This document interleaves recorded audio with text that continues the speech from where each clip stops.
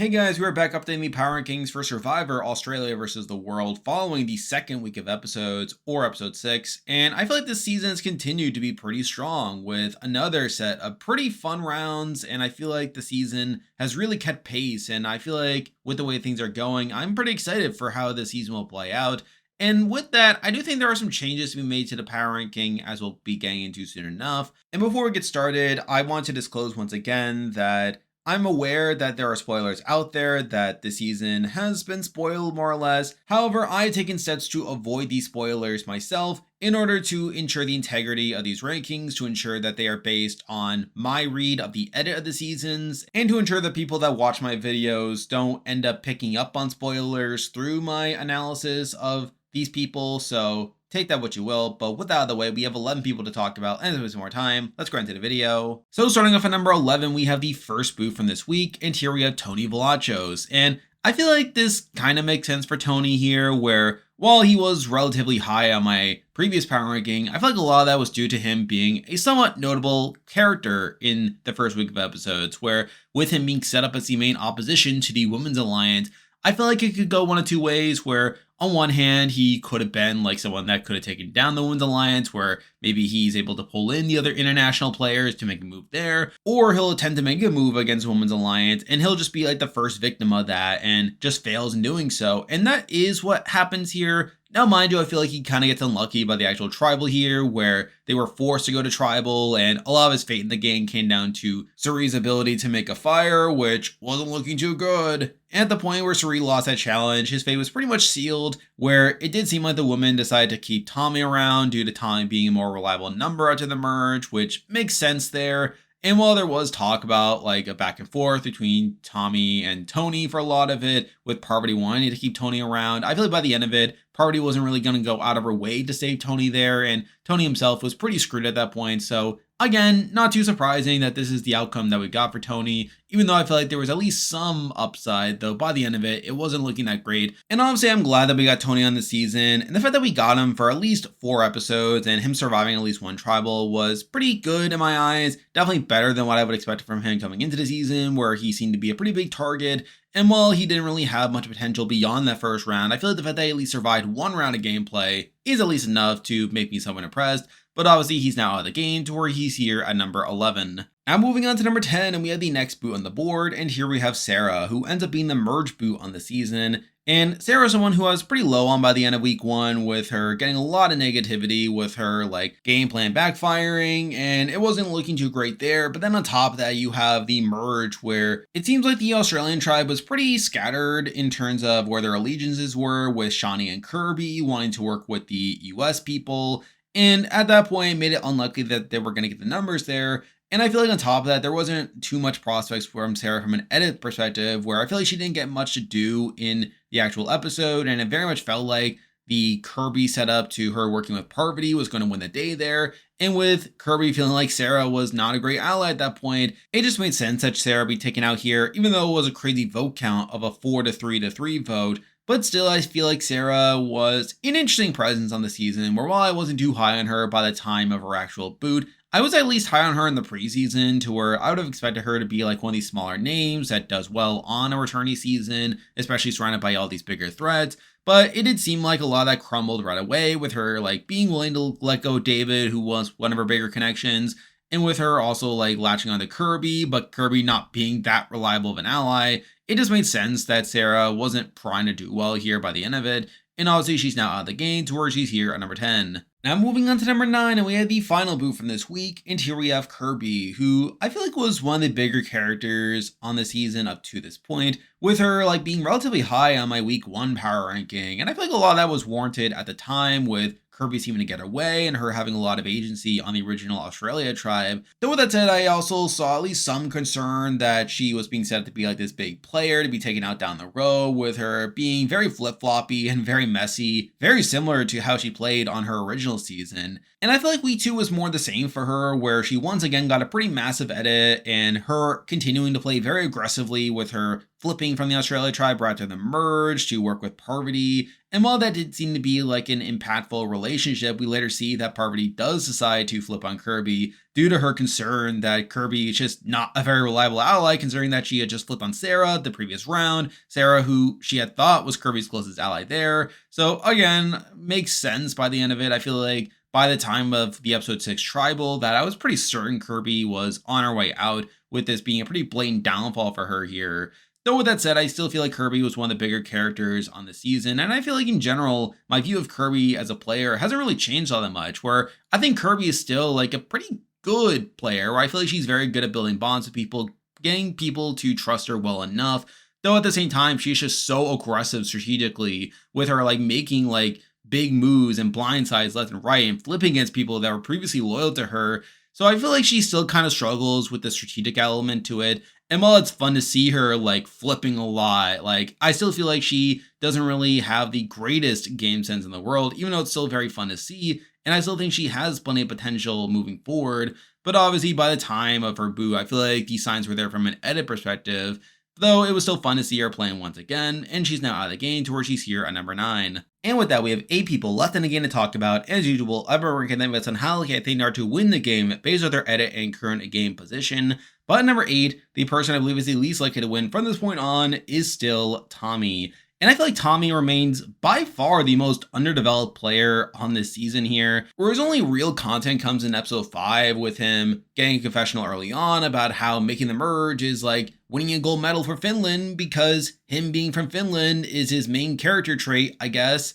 And then he does win immunity as well on the last gas challenge, mine just by a rock draw, but still he gets a little bit of content from that. But really all of it feels very circumstantial, and outside of that he gets pretty much nothing. Now, at the same time, he was in danger in episode 4, where he was talked about as an option to be booted there, only for the plan to later flip on the Tony there. But still, I feel like Tommy is someone who very clearly is severely lacking in terms of content. And at this point, I feel like my view on him hasn't really changed, where he was on the bottom of my last power ranking, and he's still going to be at the bottom of this power ranking. I just don't really see how he goes on the win, considering the edit that he's gotten, which is why he's here at number 8. Now moving on to number 7, and we have another person who didn't really get much to do this week, and this person has actually dropped off quite a bit compared to their week 1 placement. But at number 7, we do have Lisa, and I'm actually pretty disappointed by Lisa's content here, where after the premiere, she actually looked to be in pretty decent shape. And while she didn't get that much to do in episodes 2 and 3, I feel like her premiere alone was enough to have her like around number 4 in week 1. But I feel like this week was just her really dropping off in content, where she only gets one confessional, and that's talking about the conditions, which isn't really much to say there. But beyond that, like, she is technically in the majority, where she is part of the world tribe that does seem to have the numbers there. However, outside of Tommy, she's gotten the second smallest edit on this season, and as time passes, it feels like the content that she got in the premiere was more so because she was a swing vote in the premiere, and now that that has passed, she isn't really that relevant to the season. And this is despite the fact that she was talked about as a plan in episode 5. Mind you, she was a decoy, but still, the fact that she didn't get any real response to that is not particularly great there. And beyond that, she was shown not really getting her way in episode 5, where it seemed like her and the other international players wanted to target Janine, though the numbers weren't there anyway. So I feel like Lisa doesn't really have any positives going for her. And even her relationship with Suri is very much on the back burner, where Suri has been shown working more with Parvati than with Lisa. So at this point, I'm just not feeling great about Lisa at this current point, which is why she's here at number 7. Now moving on to number 6, and we have yet another international player, and here we have Cass. And I was actually expecting Cass to be a little bit higher this week, where I feel like she did get a decent amount of content, where unlike Tommy and Lisa, I feel like Cass got a pretty sizable edit across a lot this week. She's also seeming to be in a good game spot, where she's part of the majority group there. And despite her seeming to have been the initial target by Janine and Luke until she won immunity, I feel like her edit is at least big enough to where I can't completely write her off. Though with that said, I still think there are some worry signs here, where while she was shown getting her way in episode 4, where she did want to target Tony, she gets her way over Parvati. We then get to episode 5, where she talks about how she wants the world tribe to get together for one tribal, only for them to split their votes, with Cass not really getting her way, where she wanted to target Janine there. Now, truth be told, I do think it was probably split vote anyway, where she at least knew that Sarah was going home and agreed to split the votes because the World Tribe did have the numbers there. But still, I feel like Cass was blatantly shown not getting her way, where it did seem like she was ceding ground to Parvati there. And while she still has at least some setup to undercutting Parvati down the road, I feel like at this point, it's not looking that great. I feel like Parvati has been shown getting her way more. I feel like Parvati is more so being set up as like a main character to the season and probably someone who I would expect to get her way over Cass at some point. So I feel like there's enough negatives with Cass at this point that also I'm a bit higher in other people to where I did decide to drop her here to number 6. Now moving on to number 5, and we have someone who I had a little bit lower initially, but I feel like after this latest episode, I did decide to bump them up one spot until we have Janine. And I initially had Janine below Cass until this most recent episode, where I feel like Janine had a slightly better episode 6, where she was shown at least like implementing her strategy of dividing and conquering alongside Luke. And I feel like Janine and Luke are being set up as his underdog duo for the Australia tribe, where I feel like that's at least something to point out with Janine, where at this point, that's essentially her storyline, where she is working alongside Luke. She does get plenty of content talking about how like they're working together and how they're on the outs.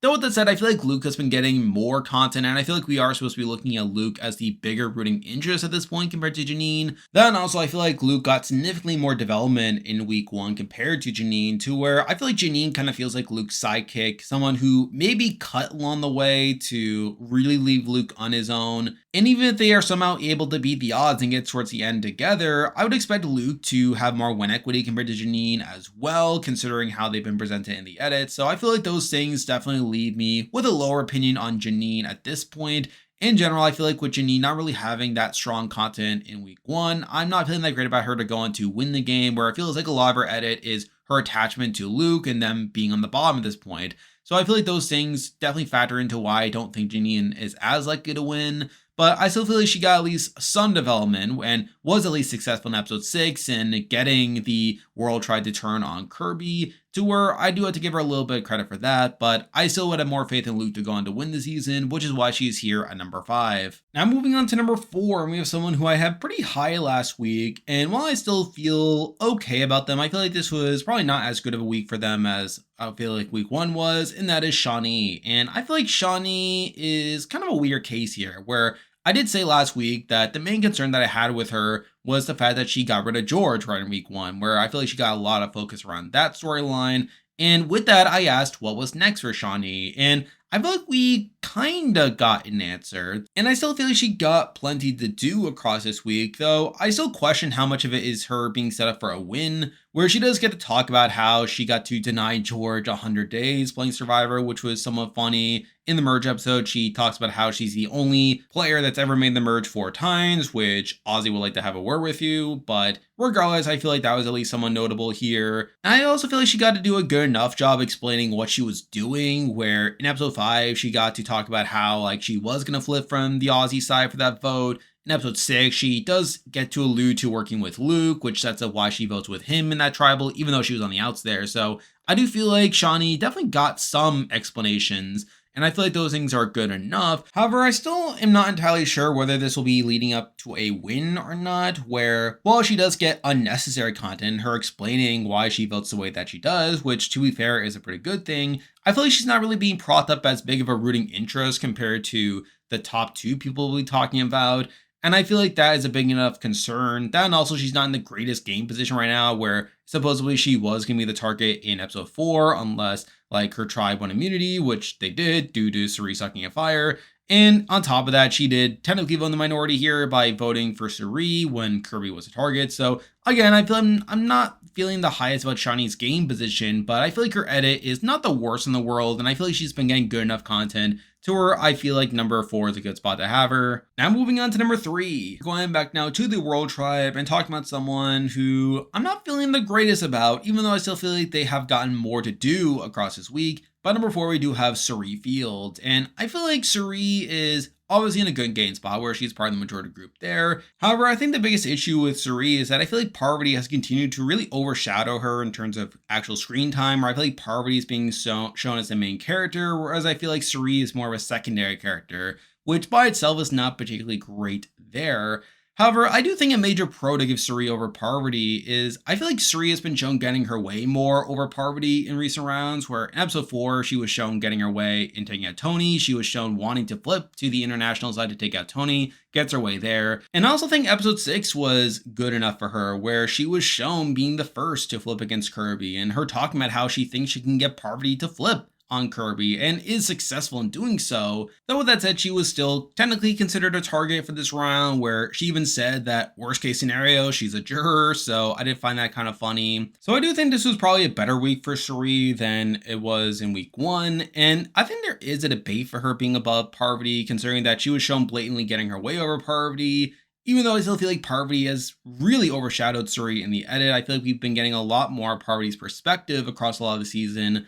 And with me also feeling a bit better about certain other people, I couldn't really commit to having Suri too much higher, though I feel like it was enough to have her here at number 3. Now moving on to number 2, and I feel like this top 2 is pretty apparent to me, and it's just a matter of ordering them. But number 2, and this may upset certain people, but number 2, I do have Parvati Shallow, and again, I feel like Parvati has continued to be a major character in the season. I feel like she is by far the biggest presence in terms of her screen time, in terms of confessionals. I feel like we just see so much of Parvati across the season, and as I said last week, it's just funny seeing someone like Parvati being given the Australian Survivor editing treatment of her just getting confessional after confessional of her just saying the same stuff over and over again. And I also feel like this was a fine week from her from a game perspective, where she does get the idol hidden at tribal, she also gets the knowledge is power, and she does end up building the majority alliance that takes control after the merge. So I feel like those things are pretty good. However, there are still some knocks to her, like the fact that she does end up voting out Tony here, where she was blatantly shown wanting to keep Tony around, but doesn't get her way there, has to back out of that plan.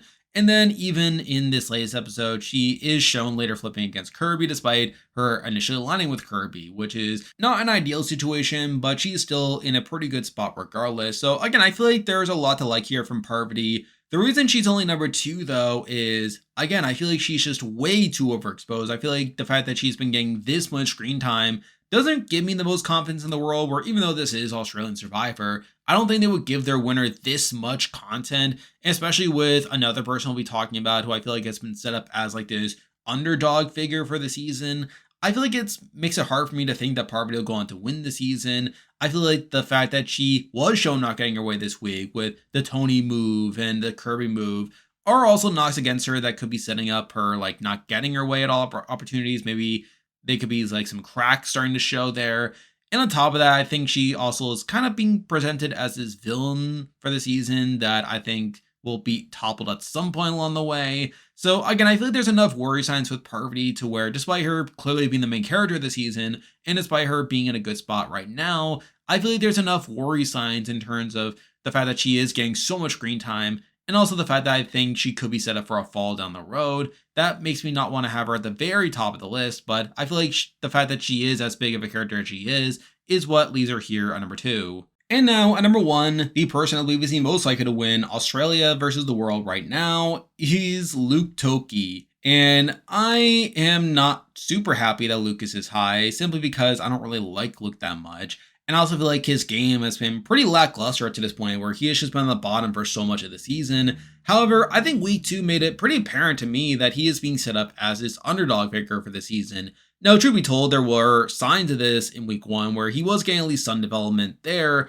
However, I think week 2 just made it pretty clear that this is like a major aspect of the season. And I think with that, I do have to really look at Luke at this point, where I feel like he got so much content across this week with him talking about how he was in the bottom, how he was able to get out George while he could, but him and Janine are at the bottom. You have him also like talking about this divide and conquer strategy in episode 6, where him and Janine are able to build these connections with others that eventually results in them getting a 1-up on the majority, where they do decide to flip against Kirby there, even though Luke himself doesn't vote against Kirby, where he does still vote for Suri there, but whatever. And I think this week also set up his connection with Parvati, where he did decide to kick Parvati out of the auction, only for Parvati to get an advantage out of that. So I do feel like there is at least some setup to Luke and Parvati having this rivalry moving forward. And I do think if anyone is going to topple the power structure down the road, I think Luke seems to be in a pretty likely contender, right? I think the show is clearly setting up Luke to be in this rooting interest, where while him and Janine are being set up as his duo, I think Luke is more so the rooting interest of that duo, where I feel like Luke has gotten a more consistent up to this point compared to Janine, where I feel like Janine got pretty lackluster content in week 1, but I feel like Luke at least got some setup in week 1 to him like being like this notable underdog in the season. So I feel like those things really make me feel high on Luke at this point. And despite him being in a pretty bad game spot, I feel like if the Black Widow Brigade 2.0 doesn't win the season, that I think Luke is the most likely winner of the seasons. And considering that this latest episode was presented as a success for Janine and Luke and convincing like the majority alliance to flip against one of their own, I do think there is at least some momentum there that can be carried over into future weeks. I think the fact that Luke and Janine seemingly got credit for this move, despite it coming from inside more so than anything else, I think those things really make me feel good about Luke at this current point. And while Janine is there as well, I feel like Luke has been the more consistently edited player of the season. I think he's the more rooting interest of the season at this point. And if we are to believe that Parvati is being set up for a fall down the road, and if we are starting to see more of these cracks in Parvati's game and her not really getting her way, I think that could only benefit someone like Luke, someone who has been his underdog and someone who has everything to gain. So I think those are major reasons why I decided to go in on Luke this week, which is why he's here on number 1. And there we go. That'll do it for this week's video. If you like this content, be sure to like and subscribe. Really helps with the channel. Now, I'll be back again next week to update the power ranking one last time, and then we'll be doing a player ranking once the season is over, so be on the lookout for that. I'm still covering BB27 and doing all the stuff associated with that, so be on the lookout for that. And I'll be starting my coverage on Survivor 49 soon enough, so be on the lookout for that as well. I'm on Patreon and I have V2 membership, so if you want to consider supporting the channel, you can do so by clicking the link in the description. And you can also join the Discord server by also clicking the link in the description. There's a lot of stuff coming your way, but for now, that is the video. See ya.